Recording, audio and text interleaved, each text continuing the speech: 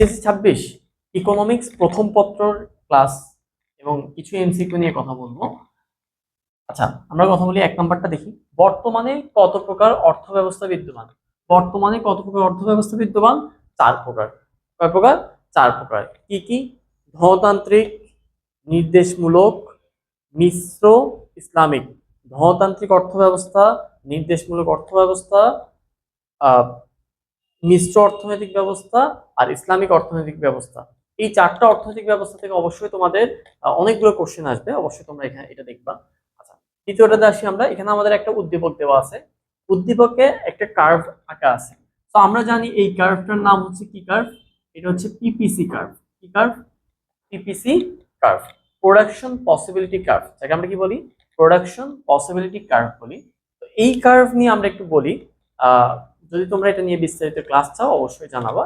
এই কার্ভের মানে হচ্ছে যেই রেখার প্রত্যেকটা বিন্দুতে উৎপাদন নির্দেশ করে। কি নির্দেশ করে? উৎপাদন নির্দেশ করে। মানে দুইটা বস্তু বা দুইটা দ্রব্য, একটা হচ্ছে ওয়াই, একটা হচ্ছে এক্স, দুইটা দ্রব্যের উৎপাদন নির্দেশ করে এই কার্ভের উপর। ঠিক আছে? একটা যদি তুমি 10 একক উৎপাদন করতে পারো, আরেকটা পারবা 90 একক। ঠিক আছে? 100 এককের মধ্যে একটা যদি তুমি 50 একক উৎপাদন করতে পারবা, আরেকটা পারবা 50 একক। ঠিক আছে? এই সেই কার্ভ।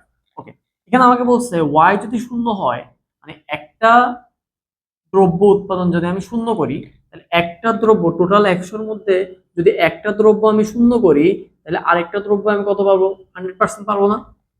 পারবো না। তাহলে ওয়াই যদি আমি কি করি? শূন্য করি, তাহলে এক্স কতটুকু পারবো? এই যে 21 পারবো না আমি? সর্বোচ্চ পারবো না। তাহলে ওয়াই যদি শূন্য হয়, ওয়াই এর উৎপাদন যদি শূন্য হয়, এক্স এর উৎপাদন কত হবে? 21 হবে। ঠিক আছে? ওকে, নিচেরটা দেখি। চিত্রের মাধ্যমে ব্যাখ্যা করা যায়। কি ব্যাখ্যা করা যায়? দেখো, দুটি দ্রব্যের সংমিশ্রণ না, যে একটা যদি এতটুকু উৎপাদন করতে পারে, আরেকটা এতটুকু উৎপাদন করতে পারে।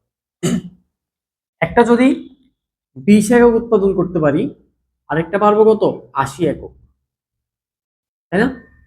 একটা যদি 50 একক উৎপাদন করতে পারি, আরেকটা পারবো 50 একক। একটা যদি 100 একক উৎপাদন করতে পারি, আরেকটা পারবো 0 একক।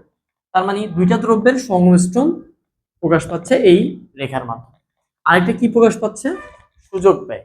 একটা যদি আমি 50 একক উৎপাদন করতে পারি, আরেকটার 50 একক আমাকে কি করতে হবে? ছাড়তে হবে।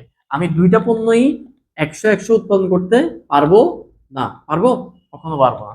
একটা যদি বেশি উৎপাদন করতে চাই, আরেকটা থেকে কি করতে হবে? কম উৎপাদন করতে হবে। এটাকে আমাদের বলতেছে কি? সুযোগ ব্যয়। তাহলে এই কোশ্চেনটা মাঝে মধ্যে আসে যে পিপিসি রেখা কি নির্দেশ করে? সুযোগ ব্যয় নির্দেশ করে।